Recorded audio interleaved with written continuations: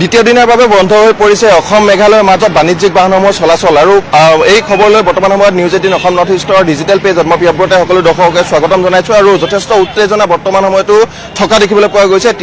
তৃতীয় দিন বুলি ক'ব লাগিব কাৰণ বুধবাৰে এই ঘটনা সংঘটিত হৈছিল। বুধবাৰৰ পৰা যদি চাওঁ তেন্তে কালিৰ দিনটো তীব্ৰ প্ৰতিবাদ আৰু আজিৰ দিনটো অৰ্থাৎ প্ৰতিবাদৰ দ্বিতীয় দিন আৰু ঘটনা হোৱাৰ তৃতীয় দিন আজিৰ দিনটোত আমি দেখুৱাইছো যোৰাবাটত বৰ্তমান সময়ত উপস্থিত আছো আৰু যোৰাবাটত বৰ্তমান সময়তো সম্পূৰ্ণৰূপে বন্ধ কৰি ৰখা হৈছে যি মেঘালয়ৰ যান বাহনসমূহ মেঘালয়ৰ বাহনসমূহ বৰ্তমান সময়তো অসমত প্ৰৱেশ কৰিবলৈ বাধা প্ৰদান কৰা হৈছে। ঠিক তেনেধৰণে অসমৰ বাহনসমূহ যথেষ্ট কম পৰিমাণেহে আজিৰ দিনটোত মেঘালয়লৈ যোৱা দেখিবলৈ পোৱা গৈছে। যিহেতু নিৰাপত্তাজনিত কথাবোৰ আহি পৰিছে গতিকে অসমৰ বাহনসমূহ কিন্তু যথেষ্ট কম পৰিমাণে মেঘালয়ত প্ৰৱেশ কৰা দেখিবলৈ পোৱা গৈছে। আমি গোটেই পৰিৱেশটো দেখুৱাইছো। আমি যোৰাবাটৰ পৰা সেই গোটেই পৰিৱেশখিনি অঞ্জন ডেকা আৰু মই দেখুৱাই যাবলৈ যত্ন কৰিম আৰু বৰ্তমান সময়ত দেখুৱাইছো এখন বাহন সন্মুখত যদি এখন বাহন দেখুৱাওঁ তেন্তে সেই বাহনখনকো কিছু সময় পূৰ্বে মেঘালয়ৰ পৰা আহি অসমত উপস্থিত হৈছে কিন্তু বাহনখনকো আক্ৰমণৰ বাবে লক্ষ্য কৰি লোৱা হৈছিল। বাহনখনো বৰ্তমান সময়ত কোনোমতে বাচি যিজন চালক আছিল সেই চালকজন কোনোমতে নিজৰ প্ৰাণ ৰক্ষা কৰি আহি অসমত উপস্থিত হোৱা দেখিবলৈ পোৱা গৈছে।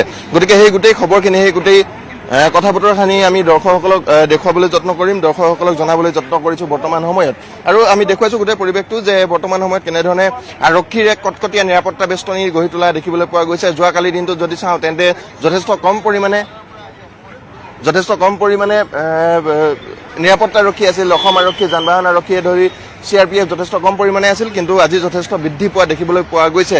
আমি যিজন চালক আছে, যিখন বাহন দুৰ্ঘটনাগ্ৰস্ত হৈ অসমত আহি উপস্থিত হৈছে, এই চালকজনৰ সৈতে কথা পাতিবলৈ যত্ন কৰিম আৰু কিছু দূৰত যিহেতু আছে বাহনখন আমি এই বাহনখনলৈকে যাবলৈ চেষ্টা কৰিম, বাহনখনৰ ওচৰলৈকে যাবলৈ চেষ্টা কৰিম। কিন্তু এই সময়খিনিত আমি পৰহি দিনাৰ পৰা আজিলৈকে এই গোটেই দৃশ্যপটটো দৰ্শকসকলক কিছু পৰিমাণে ক'বলৈ চেষ্টা কৰিম। মেঘালয়ৰ খাচী ছাত্ৰ সন্থা, যি ছাত্ৰ সন্থাই মেঘালয় যথেষ্ট শক্তিশালী, অসমত যেনেধৰণে সদৌ অসম ছাত্ৰ সন্থা কিছু পৰিমাণে শক্তিশালী, ঠিক তেনেধৰণে মেঘালয়ৰ খাচী ছাত্ৰ সন্থা যথেষ্ট শক্তিশালী। সেই খাচী ছাত্ৰ সন্থাই চৰকাৰৰ বিৰুদ্ধে 5টা দফাৰে এক দাবীৰে আচলতে প্ৰতিবাদ সাব্যস্ত কৰি আহিছিল আৰু সেই প্ৰতিবাদৰ অংশস্বৰূপে ব্লেক ফ্লেগ ৰেলী নামৰ এক প্ৰতিবাদী কাৰ্যসূচী ৰূপায়ণ কৰিছিল এই খাচী ছাত্ৰ সন্থাই আৰু বুধবাৰে সন্ধিয়া বা আবেলি ভাগত এই প্ৰতিবাদী কাৰ্যসূচী ৰূপায়ণ কৰা দেখিবলৈ পোৱা গৈছিল, যি সময়ত হিংসাত্মক হৈ পৰিল সেই গোটেই প্ৰতিবাদটো। আৰু তাৰ পাছতেই যিসমূহ অসমৰ বাহন আছিল, অসমৰ বাহনসমূহক বিশেষকৈ লক্ষ্য কৰি লোৱা দেখিবলৈ পোৱা গ'ল, অসমৰ বাহনসমূহক আক্ৰমণ কৰাৰ লক্ষ্য কৰি লোৱা দেখিবলৈ পোৱা গ'ল। সেয়া লাগিলে বাণিজ্যিকেই হওক বা ব্যক্তিগত হওক, সকলো বাহনকে এক প্ৰকাৰ এফালৰ পৰা আক্ৰমণ কৰি যাবলৈ ধৰিলে। ঠিক তেনেধৰণে মেঘালয়ৰ প্ৰশাসনৰ, মেঘালয় আৰক্ষীৰো বা চৰকাৰৰো কিছু পৰিমাণে বাহনসমূহ আক্ৰমণৰ লক্ষ্য কৰি লোৱা দেখিবলৈ পোৱা গ'ল। আৰু যি ঘটনাত অসমৰ পৰা যোৱা বহুতো গাড়ী ভাঙি পেলোৱা হ'ল, বহুতো গাড়ী ধ্বংসস্তূপত পৰিণত কৰা হ'ল, ঠিক তেনেধৰণে অসমৰ পৰা যোৱা পৰ্যটকসকল, সেয়া লাগিলে শিশুৱেই হওক, কিশোৰ হওক, মহিলা হওক, সকলো আঘাতপ্ৰাপ্ত হোৱা দেখিবলৈ পোৱা গ'ল। আমি এই সময়ত বাহনখন কিছু পৰিমাণে দেখুৱাইছোঁ, AS01QC 5622। এই বাহনখন শিলচৰৰ পৰা মেঘালয়ৰ ভিতৰেদি যিহেতু আহিব পাৰি, মেঘালয় হৈ অসমত প্ৰৱেশ কৰি এনেধৰণে গুৱাহাটীলৈকে আহিব পাৰি শিলচৰৰ পৰা। গতিকে এই বাহনখন শিলচৰৰ পৰা ৰাতি ওলাই পুৱাৰ ভাগত পুৱা প্ৰায় 5 বজাত মেঘালয়ৰ শ্বিলঙত উপস্থিত হৈছিল আৰু শ্বিলঙত উপস্থিত হোৱাৰ লগতে কোনো দুৰ্বৃত্তৰ বাহনে এই বাহনখনক, দুখনকৈ দুৰ্বৃত্তৰ বাহনে এই বাহনখনক আক্ৰমণৰ বাবে লক্ষ্য কৰি ল'লে। এই বাহনখনক প্ৰথমে ৰখিবলৈ দিয়া হৈছিল, ৰখিবলৈ দিয়াৰ পাছত আক্ৰমণ কৰিলে, এক প্ৰকাৰ নৰখাৰ বাবে এক প্ৰকাৰ আক্ৰমণ কৰি বাহনখন ক্ষতিগ্ৰস্ত কৰা হৈছে। আমি চালকজন আছে, চালকজনৰ পৰা পোনপটীয়াকৈ জানিবলৈ চেষ্টা কৰিম। দাদা, ৰাতিপুৱাই বেয়া এটা ঘটনা হৈছে আপোনাৰ লগত, যথেষ্ট দূৰো আহি আছে আপুনি, গোটেই ঘটনাটো কেনেধৰণে হ'ল, কি হ'ল, আপুনি ক'ৰ পৰা আহি আছিল অকণমান কৈ দিয়ক। শিলচৰৰ পৰা আহি আছিলো গুৱাহাটীলৈকে। আহোঁতে শ্বিলং যোনটো বাইপাছ পইণ্ট আছে, সেইখিনি পইণ্ট নাপাওঁতে 4 কিলোমিটাৰমান তলত পাহাৰ জেগা, তাতে মানে ঘৰ বস্তি একো নাই তাতে। সেইখিনি জেগাতে মোক মানে আক্ৰমণ কৰিছে। কিন্তু সৰু গাড়ী এটা আছিল, নম্বৰবিহীন গাড়ী। নম্বৰবিহীন গাড়ীটো মানে আগা পিছা কৰি থাকে এন্তে। পিছত যোনখিনি জেগাত মানে গাড়ী অলপ জোৰ কমি যায়, সেইখিনি জেগাত এন্তে মানে এনেকা প্ৰহাৰ কৰে। সেইখিনি জেগাতে তাতে আৰক্ষী নাই, একো নাই, কোনো সুবিধা নাই তাতে। যদি মই ৰখিলো হয়, মোক মাৰলা হয় তাতে, ৰাতি ডকাত কৰিলা হয় মোৰ লগত। আগতে পাথৰ মাৰছে, চিগনেল নিদিয়াকে পাথৰ মাৰছে মোক।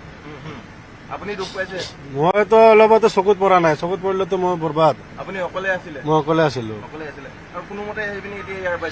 কোনোমতে মানে এইখিনিতো পাৰ হৈ আহিলো। আহি কিনে আৰক্ষী আছিল এটা জেগাত, শ্বিলং বাইপাছত। ক'লো, কয় আমি কি কৰিম, আমাৰতো উপায় নাই, আমিতো ডিউটি কৰি আছো, তাতে ভাঙছে। এই কথা আৰু মানে পুলিচে হে বুলি কৈছে, পুলিচে কৈছে পুলিচে আমি একো কৰিব নোৱাৰো বুলি কৈছে। আমি একো কৰিব নোৱাৰো। কিমান আছিল আপোনাৰ আক্ৰমণ কৰা তাত কিমান মানুহ আছিল? 2জন মান আছিল। 2জন মানুহ আছিল। গাড়ীয়ে পিছা কৰিছে আপোনাক? গাড়ীয়ে পিছা কৰিছে।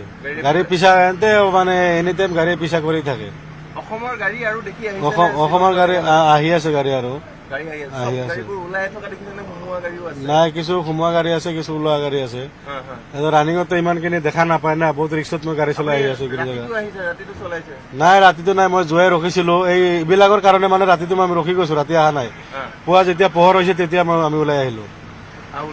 ওলাই আহোঁতে ঘটনা। এতিয়া ডাঙৰ কথাটো হ'ল, যি সময়ত পুলিচে নিৰাপত্তা দিব লাগে, পুলিচে এনেবোৰ ঘটনা হোৱাৰ পৰা ৰখাব লাগে, কিন্তু সেই সময়তে পুলিচে কৈছে আপোনাক যে আমি কি কৰিম। পুলিচে তাতে একো নিৰাপত্তা নিদিয়ে, তাতে একো নিৰাপত্তা নাই, নিৰাপত্তা একেবাৰে নাই। একেবাৰে নাই। গতিকে এই পৰিৱেশটো আমি দেখুৱাইছো যে আৰক্ষী বৰ্তমান সময়ত আৰক্ষী যেন নিৰ্বিকাৰ, আৰক্ষী হাতত একো নাই, আৰক্ষীয়ে একো কৰিব পৰা নাই মেঘালয়ত। আমি দেখিছিলো পৰহি দিনৰ কেইবাটা ভিজুৱেল আহি পৰিছে। পৰহি দিনা আহি পৰা ভিজুৱেল কেইটাত দেখিছো যে আৰক্ষীৰ সন্মুখতেই গছকি ভঙা হৈছে বাহনসমূহ। আৰক্ষীৰ সন্মুখতেই যিসকল পৰ্যটক আছে, পৰ্যটকসকলে আক্ৰমণৰ বাবে লক্ষ্য কৰি লোৱা হৈছে। তাৰ পাছতো 2টা দিন উকলি গৈছে, কালি দিনটো উকলি গৈছে। মেঘালয় চৰকাৰে একটা কঠোৰ নিৰ্দেশনা প্ৰদান কৰিব লাগে, আইন অনুসৰি কঠোৰ নিৰ্দেশনাৰে দমন কৰিব লাগে এনেধৰণৰ দুষ্কৃতিকাৰীসকলক। কিন্তু তাৰ পাছত আজিৰ দিনটোত কি দেখিছো?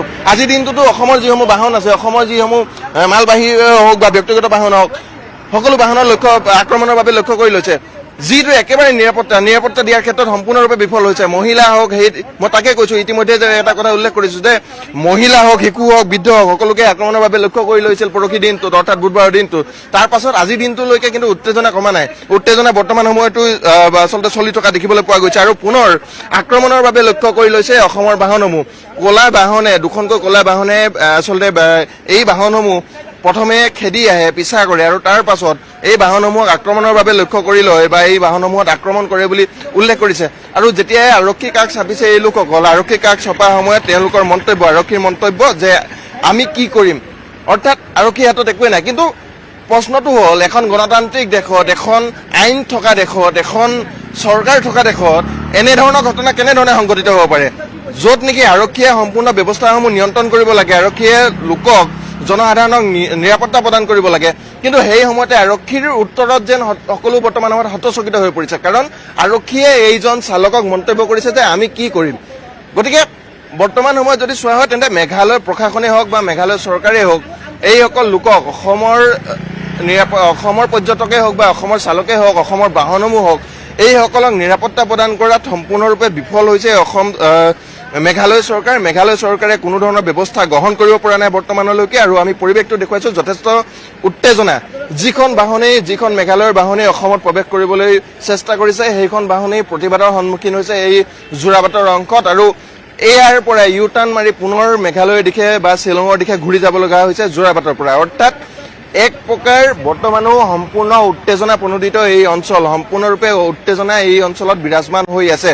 সমান্তৰালভাৱে আমি যদি কওঁ, তেন্তে যোৱাকালি দিনটোত, বৃহস্পতিবাৰৰ দিনটোত সন্ধিয়া ভাগত শ্বিলং মেঘালয় কেব চালক সন্থাই অসমৰ বিভিন্ন চালকসমূহক এটা নিৰ্দেশনা প্ৰদান কৰিছে বা তেওঁলোকে এটা দাবী উত্থাপন কৰিছে যে অসমৰ যিসমূহ বাহন আছে, অসমৰ বাণিজ্যিক বাহনসমূহ মেঘালয়লৈ নাযাবলৈ, 5 দিনৰ বাবে মেঘালয়লৈ নাযাবলৈ এক হুংকাৰ প্ৰদান কৰিছে। যাৰ পাছত কিন্তু আজিৰ দিনটোত যদি চোৱা হয়, তেন্তে অধিক আচলতে খঙাল হৈ পৰিছে, অধিক আচলতে প্ৰতিবাদ, অধিক আচলতে জুই দিয়া যেন হৈছে প্ৰতিবাদত। গতিকে তেনে এটা পৰিৱেশ বৰ্তমান সময়ত দেখিবলৈ পোৱা গৈছে। আৰু এইখন বাহন আমি দেখুৱালো, A01QC54 এই ট্ৰাকখন, এই 6চকীয়া ট্ৰাকখন ইতিমধ্যে ক্ষতিগ্ৰস্ত কৰিছে। 5622 এই বাহনখন ইতিমধ্যে ক্ষতিগ্ৰস্ত কৰিছে। আৰু পুৱা প্ৰায় 5 বজাত যি সময়ত পোহৰ হৈছে, যি সময়ত আৰক্ষী টহলদাৰ আৰম্ভ হৈছে, আৰক্ষীয়ে টহল দিছে, কিন্তু সেই সময়তে গোটেই ঘটনা সংঘটিত হৈছে। সেই সময়তে আৰক্ষীৰ চকুৰ সন্মুখতেই এইখন বাহন পুনৰ এবাৰ আক্ৰমণৰ বাবে লক্ষ্য কৰি লোৱা দেখিবলৈ পোৱা গৈছে। গতিকে উত্তেজনা বৰ্তমান সময়তো বিৰাজমান, আৰু যি আচলতে দুষ্কৃতিকাৰী বুলি ক'লে ঠিক ভুল হ'ব। প্ৰতিবাদকাৰী নামত যেন সন্ত্ৰাসবাদী ওলাই আহিছিল বুধবাৰৰ দিনটোত, আৰু সেই সন্ত্ৰাসবাদীয়ে সম্পূৰ্ণৰূপে ভস্মীভূত কৰি দিবলৈ এক পৰিকল্পনা ৰচনা কৰিছিল, আৰু যি দুখন ৰাজ্যৰ মাজত যি সম্পৰ্ক আছে সেই সম্পৰ্ক যেন সম্পূৰ্ণৰূপে শেষ কৰি পেলাইছিল এই আচলতে প্ৰতিবাদকাৰীসকলে, কে এছ ইউৰ প্ৰতিবাদকাৰীসকলে। আমি কিছু দূৰ আগুৱাই যাবলৈ চেষ্টা কৰিম। যি মূল পইণ্ট আছে, যি স্থানৰ পৰা আচলতে ইউটাৰ্ণ লোৱা হয়, সেই স্থানটো মূল পৰিৱেশ আমি দেখুৱাবলৈ যত্ন কৰিম। আৰু দেখুৱাইছোঁ এনেধৰণে পৰ্যটকসকলে নিজৰ যথেষ্ট কষ্টৰ মাজেৰে ওলাই অহা দেখিবলৈ পোৱা গৈছে, আৰু বিভিন্ন স্থানৰ পৰা অহা পৰ্যটকসকল যিহেতু আছে। দাদা कहाँ से आए थे आप? मेघालय से आए हैं अभी? उनसे लीजिए ना अभी। दादा मेघालय से आए हैं आप? थोड़ा बोल दीजिए, एक मिनट नहीं। मेघालय से आए हैं आप लोग? আচ্ছা আচ্ছা। এনেধৰণে তেওঁলোকে মন্তব্য কৰিবলৈ বিচৰা নাই যদি তেখেতলোকক দেখাইলে গম পোৱা যায় যে তেওঁলোকে যথেষ্ট অসুবিধাৰ সন্মুখীন হৈছে, আৰু পৰ্যটক এনেধৰণে বিভিন্ন ধৰণৰ বেগসমূহ লৈ বিভিন্ন ধৰণৰ কষ্টৰে অসুবিধাৰ মাজেৰে তেওঁলোকে ওলাই অহা দেখিবলৈ পোৱা গৈছে। আৰু গোটেই পৰিৱেশটো দেখুৱাইছোঁ এনেধৰণেই বিভিন্ন স্থানৰ পৰা অহা পৰ্যটকসকল এনেধৰণে বিভিন্ন অসুবিধাৰ মাজেৰে বিভিন্ন আচলতে ব্যাধিৰ মাজেৰে মেঘালয়ৰ পৰা ওলাই আহি এতিয়া পুনৰ অসমৰ বাহনত উঠি অসমৰ বাহনেৰে বিভিন্ন ৰেল ষ্টেচনে হওক বা অসমৰ বিভিন্ন স্থানলৈ গতি কৰা যাত্ৰা কৰা দেখিবলৈ পোৱা গৈছে। আমি পুনৰ কিছু দূৰ আগুৱাই যাবলৈ চেষ্টা কৰিম আৰু গোটেই পৰিৱেশটো দেখুৱাবলৈ চেষ্টা কৰিম। কিছু পৰিমাণে প্ৰতিবাদকাৰীও ইতিমধ্যে সমবেত হোৱা দেখিবলৈ পোৱা গৈছে। প্ৰতিবাদকাৰী কিছু পৰিমাণে ইতিমধ্যে অহা দেখিবলৈ পোৱা গৈছে, আৰু বিভিন্ন স্থানৰ যিসমূহ যিহেতু পানী হৈছে, আজিৰ দিনটোত যোৱা নিশা যথেষ্ট পৰিমাণে বৰষুণ হোৱা দেখিবলৈ পোৱা গৈছিল, আৰু গুৱাহাটীৰ বিভিন্ন স্থানৰ পৰা লোকসকল ওলাই আহিবলৈ বিভূতিত পৰিছে। গতিকে কিছু দেৰি হোৱা বুলি তেওঁলোকে মন্তব্য কৰিছে, কিন্তু বৰ্তমান সময়তো যিসকল প্ৰতিবাদকাৰী আছে তেওঁলোক নাচুৰবান্ধা হৈ থকা দেখিবলৈ পোৱা গৈছে। তেওঁলোকে আকুৰগোজ স্থিতি এতিয়াও লৈ আছে। তেওঁলোকে এই স্থানৰ পৰা যে নাযায়, এই স্থানত তেওঁলোকৰ দাবীসমূহ মানি নোলোৱালৈকে যে এই স্থান ত্যাগ নকৰে বা প্ৰতিবাদ স্তীমিত নহয়, সেই কথা বাৰে বাৰে তেওঁলোকে উল্লেখ কৰা দেখিবলৈ পোৱা গৈছে। আমি মন্তব্য ল'বলৈ চেষ্টা কৰিম, পুনৰ আমি কথা পাতিবলৈ চেষ্টা কৰিম, কিন্তু গোটেই পৰিৱেশটো আমি দেখুৱাইছোঁ এনেধৰণৰ এটা পৰিৱেশ বৰ্তমান সময়ত মেঘালয় অসম মেঘালয় সীমাত বা অসম মেঘালয় বৰ্ডাৰত এনে এটা পৰিৱেশ এনেধৰণে বৰ্তমান সময়ত ৰাজপথৰ ওপৰত লোকসকলক দেখিবলৈ পোৱা গৈছে। যি লোকসকলে মেঘালয়ৰ পৰা যিসমূহ অহা বাহন আছে, সেয়া লাগিলে ব্যক্তিগতই হওক বা বাণিজ্যিকেই হওক, সেই বাহনসমূহ পুনৰ এই পথেৰে ইউটাৰ্ণ মৰাই ঘূৰাই পঠোৱা দেখিবলৈ পোৱা গৈছে। গতিকে উত্তেজনা বৰ্তমান সময়তো স্থিমিত হোৱা নাই, উত্তেজনা সম্পূৰ্ণৰূপে আছে। আৰু ঠিক তেনেধৰণে মেঘালয়ৰ পৰা যিহেতু গোটেই মেঘালয়েও এটা নিৰ্দেশনা প্ৰদান কৰিছে বা 5 দিনীয়া যি মেঘালয় বন্ধ, অসমৰ বাণিজ্যিক বাহনসমূহৰ মেঘালয় বন্ধ, এখন বাহন দেখুৱাইছোঁ এনেধৰণে ইউটাৰ্ণ মৰোৱা হৈছে। মেঘালয়ৰ বাহন ML05A-E1199, এই বাহনখন এনেধৰণে ইউটাৰ্ণ মৰাই পঠোৱা হৈছে। গতিকে এনে এটা পৰিৱেশ। এজন ব্যক্তি আছে, আমি তেওঁৰ পৰা মন্তব্য ল'বলৈ চেষ্টা কৰিম। কালি দিনটো প্ৰতিবাদৰ পিছত সন্ধিয়ালৈ এটা খবৰ আহিল যে মেঘালয় কেব চালক সন্থাই 5 দিনৰ বাবে অসমৰ কেবসমূহে হওক বা অন্য বাণিজ্যিক বাহনসমূহ মেঘালয়ত প্ৰৱেশৰ বাবে বাধা দিছে। আৰু তাৰ পাছত আজি কিছু সময় পূৰ্বে এখন বাহন আহি পালেহি, যিখন বাহনক আকৌ আক্ৰমণৰ বাবে লক্ষ্য কৰি লোৱা হৈছে। পাথৰ মৰা হৈছে, যি আক্ৰমণত গাড়ীখনৰ সন্মুখভাগ সম্পূৰ্ণৰূপে বিধ্বস্ত হৈছে। বাঢ়িয়ে গৈ আছে যেন গোটেই প্ৰক্ৰিয়াটো। কি ক'ব এই সন্দৰ্ভত? দুখী তেখেতসকলে বঢ়াইহে গৈ আছে, আৰু দুখীয়ে আকৌ বঢ়াইহে গৈ আছে। খালি কেৱল 3জনক লিডাৰক এৰেষ্ট কৰিয়ে শান্ত নহয়, সেই সংগঠনটোক নিষিদ্ধ ঘোষণা কৰক মেঘালয় চৰকাৰে, নহ'লে অন্যথা ভয়ংকৰ পৰিণতিত ভুগিব লাগিব। আমি অৰ্থনৈতিকভাৱে পুৰা পদ অৱৰোধ কৰি দিম। আজি প্ৰতিবাদ কেনেধৰণৰ হ'ব? কি আজি আমি আহি আছো, এতিয়া আলোচনা কৰিম কি হয়, তাৰপিছত আমি শৃংখলাভাৱে আমি প্ৰতিবাদ কৰিম। সাংবিধানিকভাৱে গোটেই প্ৰতিবাদ হ'ব? হয় হয় হয়, গোটেই সাংবাদিক বন্ধুসকল আছে, কাইলৈৰ পৰা লাগি আছে, গোটেই ৰাইজ আছে, বিল আছিত খানা অসমকে ধৰি সকলো সংগঠনো আহিছে। গতিকে আমি শৃংখলাভাৱে প্ৰতিবাদ কৰিম। যদি কোনো পদস্থ বিষয়া নাহে ইয়ালৈকে আহি ইয়াতে উচিত ক্ষমা খুজিব লাগিব, তেতিয়াহে আমি শান্ত হ'ম। আৰু লিখিতভাৱে দিব লাগিব যিখিনি ডেমেজ হৈছে অসমৰ মানুহ, গাড়ী, আৰু তেখেতসকলে সেইখিনি ফুলফিল কৰি দিব। গতিকে তেওঁলোক আকুৰগোজ বৰ্তমান সময়ত তেওঁলোক নাচুৰবান্ধা যে যি ঘটনা সংঘটিত হ'ল, সেই ঘটনাৰ পাছত এজন উচ্চপদস্থ বিষয়া আহিব লাগিব, ইয়াতে ক্ষমা খুজিব লাগিব তেওঁলোকক। আৰু যিসমূহ বাহন, প্ৰায় 20খনতকৈ অধিক বাহন ক্ষতিগ্ৰস্ত হৈছে বুলি ইতিমধ্যে এক প্ৰকাৰ খবৰ আহি পৰিছে।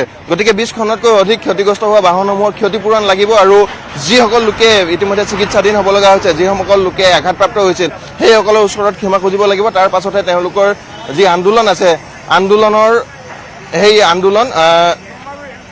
সেই আন্দোলন স্তীমিত কৰা হ'ব বা সেই আন্দোলন বন্ধ কৰা হ'ব বুলি এক প্ৰকাৰ ঘোষণা কৰিছে। গতিকে এই যি প্ৰক্ৰিয়া আছে এই প্ৰক্ৰিয়া আজিৰ দিনটোতো চলি থকা দেখিবলৈ পোৱা গৈছে আৰু পুনৰ মেঘালয়ত অসমৰ বাহনক আক্ৰমণৰ বাবে লক্ষ্য কৰি লোৱা দেখিবলৈ পোৱা গৈছে কিন্তু বৰ্তমান সময়তো অসম চৰকাৰে হওক বা মেঘালয় চৰকাৰে হওক কোনো প্ৰতিনিধি আহি এই স্থানত উপস্থিত হোৱা নাই যাৰ ফলত এই প্ৰতিবাদকাৰীসকল কিন্তু অধিক ক্ষোভিত হৈ গৈ থকা দেখিবলৈ পোৱা গৈছে গতিকে বৰ্তমান সময়ত অঞ্জন ডেকাৰ সহযোগত মই প্ৰিয়ব্ৰত গগৈ যোৰাবাটৰ পৰা সম্পূৰ্ণ কথাখিনি জনাবলৈ চেষ্টা কৰিলোঁ গোটেই পৰিৱেশটো দেখুৱাবলৈ যত্ন কৰিলোঁ আৰু পৰৱৰ্তী সময়ত বিভিন্ন খা খবৰৰ বাবেও নিউজ 18 অসম নৰ্থ ইষ্টৰ এই ডিজিটেল সম্প্ৰচাৰত সংযুক্ত হৈ থাকিব তাৰে আশা কৰি বৰ্তমানলৈ বিদায় মাগিছোঁ ধন্যবাদ